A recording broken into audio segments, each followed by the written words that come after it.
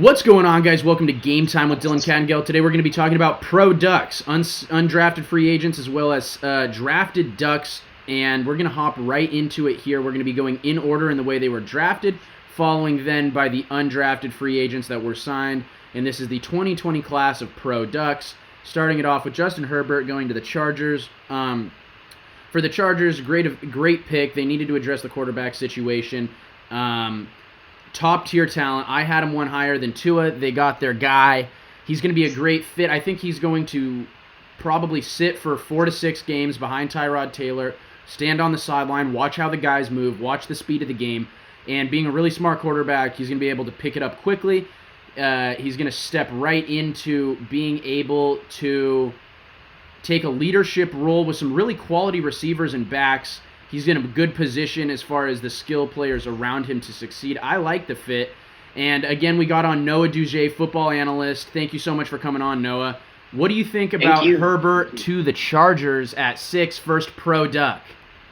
I am a big fan of Herbert at 6 to the Ducks. I definitely think that I would agree with you with the 4 to 6 games, him sitting down. It's going to be a big adjustment for him to get into the league at first, and I think he just needs to take some time to kind of adjust. It's all about getting his arm strength down, definitely going to work on his throwing speed. I definitely think it's a great fit for the Chargers. He has a great staff around him, and Keenan Allen, Mike Williams. They also signed KJ Hill, and they have Hunter Henry. Also, they also have Eckler. So overall, I like the pick, and I really think that it's just going to be a bunch of development for him this first coming year. I agree. The next one was third-round pick Troy Dye. Very versatile, kind of drop into coverage linebacker. At Oregon, was very prolific in college in the tackling game. Pretty rangy. And I like this pick. We're going to be talking about it, but the Vikings are a very Duck-friendly team. You're going to see it in this. You've seen it in past years.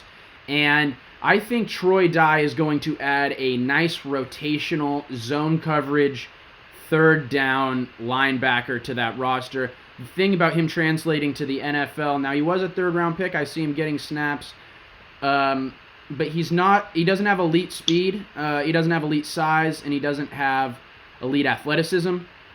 He has good speed, tackling, and athleticism, but they're not elite, and I think that's going to keep him from being a three-down kind of back. We'll see. But I think his ability to cover the pass and play with a high football IQ, really short amount of steps, getting from point A to point B, reading quarterbacks' eyes, stuff like that, he has high football IQ in. So I see him fitting as like more of a third down kind of linebacker. What do you see from him, Noah? So overall, I see that he's 6'3". I mean, we saw at Oregon that he could do it all. He could jump back in coverage. He can play the pass rush. I think he could play end-to-end. I mean, over at in Minnesota, I definitely think he's going to be a guy who's definitely going to have to learn at first, but he's definitely going to get early playing time, get to make the adjustment. I'm really excited for him because, again, he makes a lot of tackles, and that's something that he's probably going to rack up in Minnesota. I agree. The next one is Shane Lemieux. Fifth-round pick going to the New York Giants. I see him being plugged in pretty quickly on that offensive line. Versatile, really, really effective lineman for the Ducks, allowing, I believe, under 10 quarterback pressures, something like that this season. Just really, really fundamental lineman. What you see is really good footwork, really good hand placement. His slides are excellent. This offensive line was probably the best in college football this year, or if not one of the best. I mean, up there with LSU won the award, and I think that was up for debate. But I see Shane really being plugged into that New York Giants team quickly and getting a lot of snaps. He's going to be a very good tactician for Saquon to run behind because that's two high IQ guys, and he's really good at being able to isolate a hole to run through, and I think that that's something that's going to pair obviously very well with Saquon. I see him being plugged in pretty quickly, and that's a pro Duck we're going to be seeing on Sundays soon. Yeah, I definitely agree with you there, Dylan. I think you should look at, or most people should look at his style. He's kind of old school. He kind of just stuffs you in your pads, drives through. I think Giants, a definitely lineman. I think maybe You can start immediately. I mean, you can't forget to miss a single game in his Oregon career. Played all 52 games from the time he started as a sophomore. Great commands, great IQ, can read blitzes. It's definitely going to be great for the Giants line, and I think overall, in the years to come, he's become a developing lineman. I agree. And then the Jake Hansen to the Packers, last Duck drafted. I don't see Jake getting a ton of minutes, but I do see him also, again, with this Oregon line being coached so well, bunch of tacticians out there. Jake Hansen was also able to move out of that center position to guard slots, so I'm interested to see what Jake Hansen gives the Packers as a look. I'm not sure how much we're going to be seeing him in 2020 on Sundays, but I think this is a really fundamentally sound lineman that provided works hard or shows the Packers an ability to really translate that size to the NFL level. I mean, this could be a worthwhile pick late in the draft for the Packers.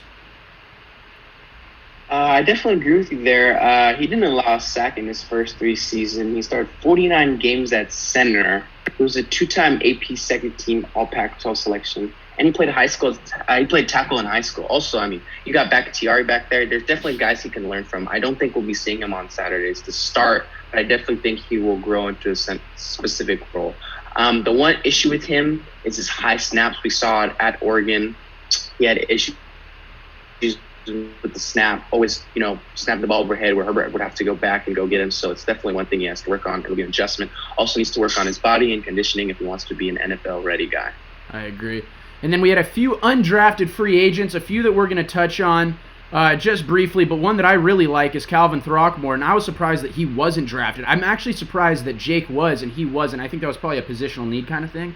But Calvin lined up at 4 different positions, started a bunch of games, and not only that, but I mean, I'm going to circle back to what I've been saying this whole time. This is a dude that's versatile, good hands, good feet. It's an Oregon lineman.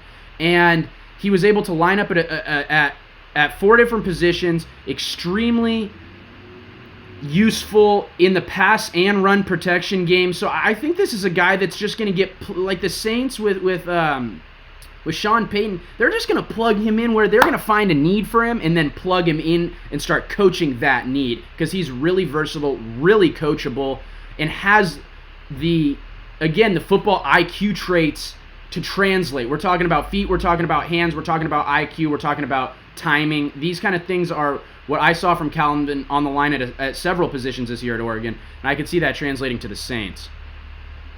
Yeah, I first want to look at the fact that the Saints went after linemen, Cesar Ruiz first, and it looks like they're just stacking up on linemen instead of what we were expecting to be wide receivers. Throckmorton is a very versatile offensive lineman, knows how to shuffle his feet, knows how to take on the blitz, made 52 consecutive starts, and over his last 45 games didn't allow a single sack. I think he's just as solid as all the other Oregon linemen. I really do think all these Oregon linemen will actually see time at a certain point. They're all very strong, and they played in a very specific system, and I think that these players, especially Throckmorton himself, can help in a system like this. I agree. A quick one. I don't see Brady Aiello playing much. The 6'7", 311-pound frame is great, but he only made 5 starts his senior year, and I wasn't too blown away with his ability as a pass rusher, as a run stopper. I think that he's just a project kind of guy, to be honest. He's a project because he's got the frame, but there's not elite speed, there's not elite tackling, there's nothing really elite about his game, and I don't know if this really translates to the NFL, but I do kind of see him, for lack of a better term, kind of the opposite end of the spectrum, but like a Mekhi Becton, but the prospect version of him where you got size and power, but you don't really have as many of the other attributes. I could see him getting cut. I could see him making the squad, but I don't see him playing. I think, again, big guy, 6'7", 311, definitely has got the body. Not sure about the conditioning and the weight going into as much as an NFL-ready body. Yeah, I would like to see him at 6'7", like 340, 350, and he's 311 without elite speed. So yeah, we could see him on, I don't know, first off, he'd probably be a practice guy. But, I mean, we could see him maybe later on in his career catch passes on, like, a 2-point conversion. But that's just for now, it's a very far thought. For now, he'll probably just be a practice squad guy, might get cut, might move around the NFL, but definitely has a lot of improvement to work on. Yeah.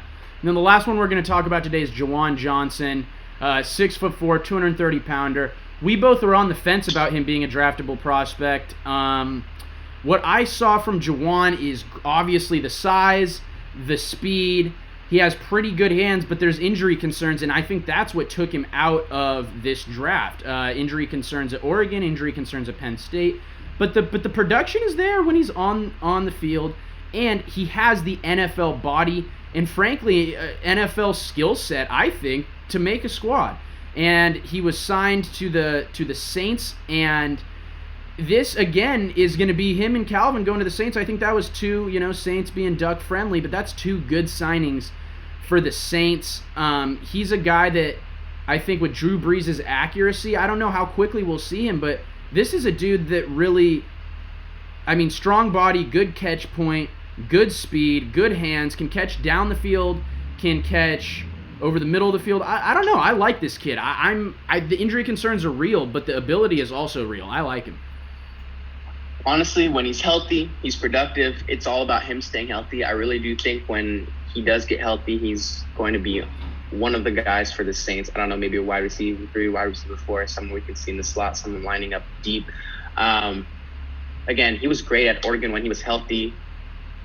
Again, it's also important to remember the Saints didn't select a wide receiver in the draft. So, this is going to be a young guy who has a chance to come in and learn from people like Traquan Smith, Ted Ginn Jr., and, of course, the great Michael Thomas, right now one of the top 5 receivers in the league. So maybe this would be a development role for him, but I definitely see that if he's healthy, he can definitely make an impact on a team. It may not be the Saints right away. It might be another team, but it's definitely someone with his body and his size. He can definitely make an impact on it. I agree. And then two dudes that I don't think are going to make a squad are Gus Cumberland and Bryson Young. Hate to say it, but these are two dudes that just don't quite have NFL ability in their own rights. Just not enough ability to make a squad. That's how I feel about that. And then, I kind of jumped the gun with closing it out, but the last one is Jake Breeland. This is a guy that I think can make a squad. Before injuring his leg, he was the most productive tight end in the Pac-12. And this is a dude that can pass catch, a little bit of run blocking, versatile, high IQ. But, I think he had 6 or 7 touchdowns before... he had 6 touchdowns before breaking his leg. And the Ravens ran a lot of 2 tight end sets last year. So I could actually see him, if healthy, being plugged into that Ravens rotation for a few snaps a game as a reliable, good hands pass catcher. I think this dude, aside from the injury, you see the size, 6'5", 250. I like that. Really quality safety blanket, good hands tight end, and I like him. So I could see him actually playing with the Ravens. And this is a loaded Ravens roster too, and I'm still saying that. So I like him. Yeah, he definitely fits into the Ravens offense actually with the RPO and the pistol. He can get a look on play action, maybe a slant, a post, quick guy. Definitely has the hands, productive, and again, it'll just be about him getting healthy and him fitting into the system and seeing how he develops. As far as Cumberlander and Bryson Young, 2 great edge rushers, just not enough for us to go by to be enough in the professionals. We'll wish them all the best nonetheless. I agree. We lost you there for a sec, but it sounded like you were wishing them the best, but... Yeah.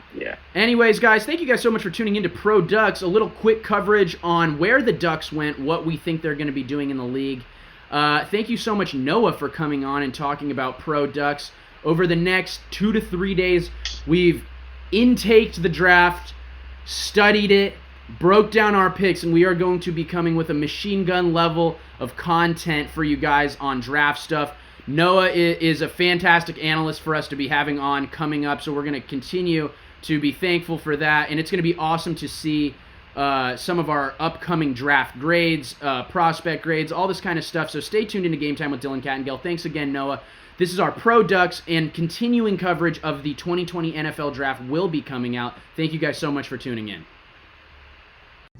Thank you guys so much for tuning into the NFL Draft Grade series here on Game Time with Dylan Kattengell. If you guys enjoyed the content, a like and a subscription really help out. If you had a question or an idea for a future video, drop it in the comments below. We get to all of those. Thank you guys so much for tuning into Game Time with Dylan Kattengell.